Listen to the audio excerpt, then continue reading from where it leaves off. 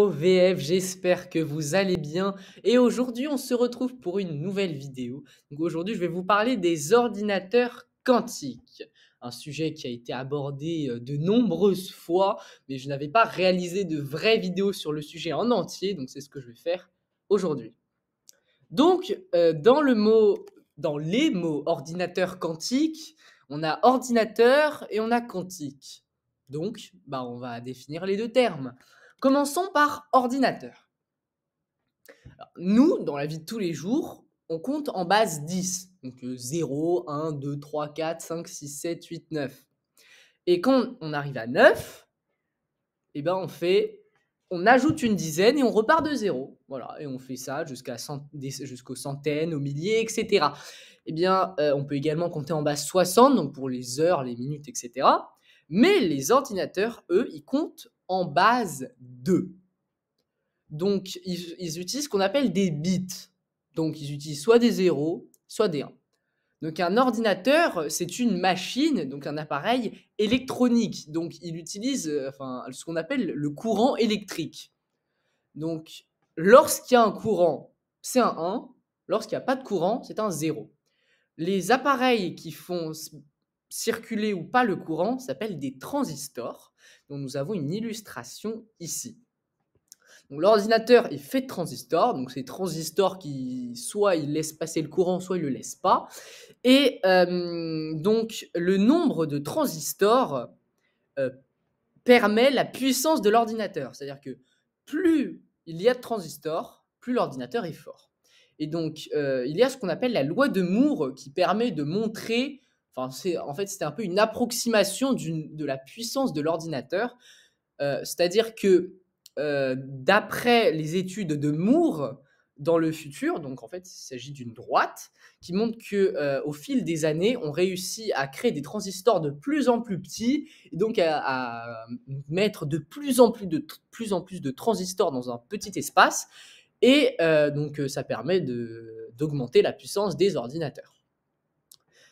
Sauf qu'au bout d'un moment, les transistors, ils sont petits, on peut pas rétrécir indéfiniment. Et donc c'est pour ça qu'il nous faut un nouveau mode un nouvel objet, donc un nouvel ordinateur pour que ce soit plus puissant. Aujourd'hui, donc, juste pour info, les ordinateurs utilisent 64 bits. Donc les transistors, ils utilisent également peuvent également faire ce que l'on appelle des portes logiques. Alors, qu'est-ce que c'est les portes logiques? En fait, c'est des objets, des portes un peu, qui font des opérations mathématiques. Donc, plus, moins, fois. Alors, notamment en booléen, on peut utiliser des ou, des et. Mais bref, donc ça, c'est plus de l'informatique. Donc, je m'écarte un peu du sujet. Mais bref. Donc, maintenant, nous allons voir concrètement comment marche un ordinateur. Nous avons ici une suite de 6 chiffres. Donc 0, 1, 2, 3, 4, 5. Et ce que l'on cherche, ce qu'on veut faire, c'est trouver la place du 3 dans la liste. Donc, ce que l'ordinateur va faire, il va faire chaque élément une par une. Donc, tu fais for i in list, voilà, et tu dis if i égale 3, donc voilà, on print l'indice. Bref, donc il va prendre le premier indice, c'est un 0, c'est pas ça. C'est un 1, c'est pas ça. C'est un 2, c'est pas ça. Oh, c'est un 3, c'est bon. Donc, dans ce cas-ci, on a besoin de n tentatives. Donc, dans ce cas-ci, 4. Mais imaginons qu'on ait une liste d'un million de valeurs. Vous doutez bien que ça va être très très très long. Et bien justement, c'est pour cela qu'a été créé l'ordinateur quantique, pour que toutes les opérations se déroulent plus rapidement. Donc, nous avons parlé de l'ordinateur, parlons maintenant de la quantique. Dans ma chaîne, j'ai fait de très très nombreuses vidéos sur la physique quantique, donc je ne vais pas parler de tout. Et comme le dirait Richard Feynman, si vous parvenez à comprendre la physique quantique, c'est que vous ne la comprenez pas. Je vais juste me baser sur 3 éléments dont nous avons besoin dans la vidéo. Le premier, c'est le principe de superposition quantique. Alors là, c'est un principe c'est l'un des plus importants de toute la physique quantique. C'est l'un des plus connus surtout, hein. C'est un objet quantique, il peut être à plusieurs endroits à la fois. Voilà. Ici, on a une illustration, on a une boîte, on a un objet. L'objet, il est dehors, et en dehors de la boîte, ici, là. Il est dans la boîte, donc c'est les objets classiques, mais normalement, il ne peut pas être aux deux endroits à la fois. Bah, si c'était un objet quantique, si. Et donc, d'ailleurs, d'après ce que je viens de dire, il y a ce qu'on appelle le paradoxe, entre guillemets, du chat de Schrödinger, dont j'ai également fait une vidéo. Donc, n'hésitez pas à aller la regarder si vous voulez plus d'infos. Mais bref, du coup, les objets quantiques ils peuvent être à plusieurs endroits à la fois, ça c'est cool. Deuxième chose, l'interférence. Qu'est-ce que c'est que ça? Alors, je vais également me baser sur quelque chose dont j'ai déjà parlé dans une des précédentes vidéos. Donc, c'est la dualité onde-corpuscule. Normalement, si vous suivez la chaîne, vous devez connaître. Alors, nous avons une machine qui envoie des électrons, une par une. Les électrons, on rappelle, c'est des objets de matière. C'est pas des ondes, c'est des objets de matière. Et on envoie un électron, un par un, et ces électrons doivent traverser un mur qui contient une double fente. Bah, les électrons, c'est des objets de matière, donc on s'attend à voir deux fentes sur l'écran ici. Et bah, vous voyez bien que c'est pas le cas. On a 5 fentes. Comme les ondes. Pourquoi? L'électron, c'est de la matière. Les ondes, c'est quoi le rapport? L'électron est à la fois une particule, à la fois une onde. Comme la lumière. En fait, ce qui se passe, c'est que l'électron, il passe à la fois, en même temps, aux deux fentes, ici, là. Il passe aux deux fentes à la fois. En tant qu'onde, il fait des figures d'interférence, du coup, ici, là. Mais, quand il arrive sur l'écran, paf, il choisit une position. Mais on se dit, bah, il choisit une position, laquelle? Et bah, justement, c'est de ça dont on va parler aujourd'hui. L'interférence, en fait, c'est le fait que l'électron a une certaine probabilité de chance de se trouver à certains endroits. Ici, on voit que c'est la partie centrale est plus lumineuse que ces autres parties, parce qu'il y a plus d'électrons qui sont arrivés au milieu, il y a une plus grande probabilité de chance d'arriver au milieu. Et donc justement, ce qu'on va faire avec l'ordinateur quantique, c'est qu'on va manipuler les probabilités de chance. On va augmenter, diminuer des probabilités, bref. Je vais tout vous expliquer dans un instant. Donc le troisième élément, alors là j'en ai fait une vidéo entièrement sur celle-ci, sur cette intrication quantique. Alors qu'est-ce que c'est? Grosso modo, tu as une particule qui a une autre particule, tu les lis, ils sont liés pour toujours. Voilà. C'est-à-dire que, par exemple, imaginons, on mesure le spin de l'un, par exemple, le spin de l'un, l'autre aura soit le même spin, soit le spin opposé, mais toujours. Donc, prenons l'exemple des spins opposés. Même si les deux objets sont séparés à une très très grande distance, même plusieurs milliards de kilomètres, le spin de l'un c'est up, l'autre ce sera down, toujours. On se dit, mais du coup, Einstein, dans tout ça, il a dit que rien ne se déplace plus vite que la lumière. Pourquoi est-ce que deux objets aussi lointains soient-ils peuvent-ils faire la même chose? Bien en fait, c'est pour une seule raison, c'est qu'ils ne transmettent pas d'informations. Ils ont la même caractéristique à l'envers, mais ils ne transmettent pas d'informations. Ils ne disent pas à l'autre quelque chose. Imaginons par exemple Alice et Bob qui font un appel téléphonique. Aussi loin soit-il, ils pourront s'appeler, mais ils pourront rien se dire. Et ben, c'est le même principe. Bref, donc voilà, on a parlé d'ordinateur, on a parlé de physique quantique, assemblons les deux. Qu'est-ce que l'ordinateur quantique? Alors déjà, l'ordinateur quantique, ça ressemble à ce truc-là que vous voyez à droite. Et donc, il faut savoir que c'est principalement fait en or pour éviter qu'il y ait que ça rouille ou voilà quoi. Alors, l'ordinateur était fait de bits. Bon, il utilise le langage binaire. Mais en fait, l'ordinateur quantique, il utilise des qubits. Q pour quantique évidemment. Et qubit, alors là c'est pratique.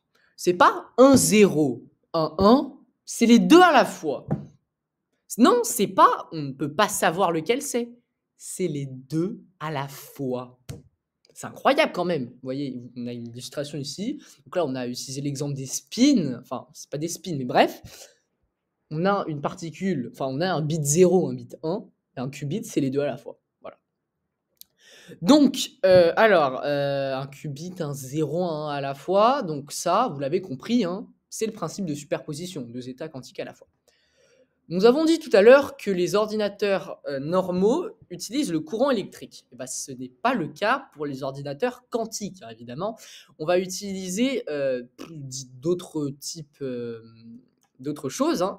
Donc, par exemple, ici, nous allons voir est-ce que l'électron, dans un atome ou dans un ion, est à son état fondamental ou pas. Donc l'état fondamental, j'ai fait la traduction d'une vidéo de Kurzgesagt là-dessus, hein, sur la destruction par le vide. Et donc j'ai expliqué ce que c'était l'état fondamental. Donc c'est l'état le moins excité en fait de l'électron. Les états excités, c'est quand il a beaucoup d'énergie, un peu, beaucoup, voilà, bref. Et donc, pour changer d'état, pour que ce soit un 0 ou un 1, pour que ça change, on lui envoie un laser. Donc on peut également utiliser le spin, hein, ici, d'un électron. Et donc pour changer sa valeur, on utilise un champ magnétique. Voilà. Donc, trêve de bavardage, comment ça marche? On va prendre le même exemple que tout à l'heure. On va utiliser moins de chiffres, hein. On a 0, 1, 2, 3, écrit en binaire, donc 0, 0, 0, 1, 1, 0, 1, 1. Et nous, ce qu'on cherche, c'est le 3, donc le 1, 1. On cherche à savoir où est-ce qu'il est placé. Donc, ce que l'ordinateur quantique va faire, alors, tout d'abord, il y a ce qu'on appelle une fonction oracle. Donc, nous avons une illustration ici, donc on a l'état initial. Et la fonction oracle, ce qu'il va faire, c'est qu'il va prendre chaque valeur. Et en fait, nous, on sait quelle valeur on veut obtenir. On veut obtenir le 1, 1, on veut obtenir le 3. Donc, il y a une espèce de filtre, il met toutes les valeurs dans le filtre, et il sort uniquement la valeur que l'on cherche. Donc, cette valeur, elle est marquée. Donc, c'est-à-dire que sur les 4 valeurs, là, le 1, 1, donc dans mon exemple, il est marqué en rouge. Donc là, on sait que c'est lui. Maintenant, comme je l'ai dit tout à l'heure, les 4... éléments ici ont la même probabilité de chance de sortir. Donc on va utiliser l'interférence, on va donc essayer d'augmenter la probabilité de chance que le 1-1 sorte. Donc pour ce faire, on va faire ce que l'on appelle une étape de diffusion. Donc on le fait une fois, sauf que la probabilité n'est pas assez haute, pas assez élevée. Donc on doit le refaire une deuxième fois, une troisième fois, etc. Et cela, on doit le faire racine de n fois. Donc, vous voyez tout à l'heure, avec les ordinateurs classiques, on avait besoin de n étapes au maximum, hein. Ben là, on a besoin de racine de n étapes. Donc, c'est vraiment un énorme gain de temps que l'on réalise. Et donc, cet algorithme, hein, marquer ce que l'on cherche et augmenter la probabilité de chance, c'est ce que l'on appelle l'algorithme de Grover. Voilà. Donc maintenant, vous savez un peu plus, hein, vous savez beaucoup plus de choses sur l'ordinateur quantique. Il faut tout de même savoir que l'ordinateur quantique, c'est pas quelque chose avec lequel tu vas jouer à des jeux, quoi, hein. L'ordinateur quantique, c'est principalement pour des calculs, etc. Et il y a 2 problèmes majeurs. Le premier, c'est la décohérence quantique. Alors, vous vous demandez peut-être, très bien, la physique quantique, donc les particules quantiques, elles peuvent être à plusieurs endroits à la fois. Moi, je suis composé de particules quantiques, et vous aussi d'ailleurs. Pourquoi est-ce qu'on n'est pas à plusieurs endroits à la fois?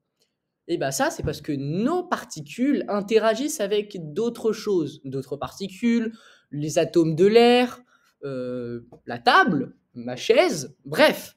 Et donc, puisque la particule quantique est dérangée un peu, entre guillemets, eh bien, elle perd le fait de pouvoir être à plusieurs endroits à la fois. Et c'est ce qu'on appelle la décohérence quantique. Bah là, c'est la même chose pour l'ordinateur quantique. Si les qubits sont soumis à l'air libre, sont dans un endroit, bref, des cohérences quantiques qui peuvent plus être à plusieurs endroits à la fois. Donc il faut vraiment mettre les ordinateurs quantiques dans des grands frigos hyper froids, il fait hyper noir et tout, bref. Donc tu vas pas acheter un ordinateur quantique chez toi, à part si tu es Elon Musk, mais bref. Le deuxième problème, bah, bon, là c'est un problème actuel évidemment, c'est que bah, on sait pas faire assez de qubits. On en a fait des centaines maximum, alors qu'il nous en faudrait des centaines de milliers, quoi. Voilà. Mais bon, qui sait, peut-être que dans le futur, on pourra réussir à créer des ordinateurs quantiques qui marchent et qu'on pourra peut-être résoudre des problèmes qui n'ont jamais été résolus. Qui sait, on verra dans le futur. Mais bon, en tout cas, bah, on va regarder dans le futur pour les ordinateurs quantiques, mais en attendant, cette vidéo est maintenant terminée. J'espère qu'elle vous aura plu. N'hésitez pas à vous abonner, à penser au like, hein. Et donc, je vous dis à une prochaine. Ciao, ciao!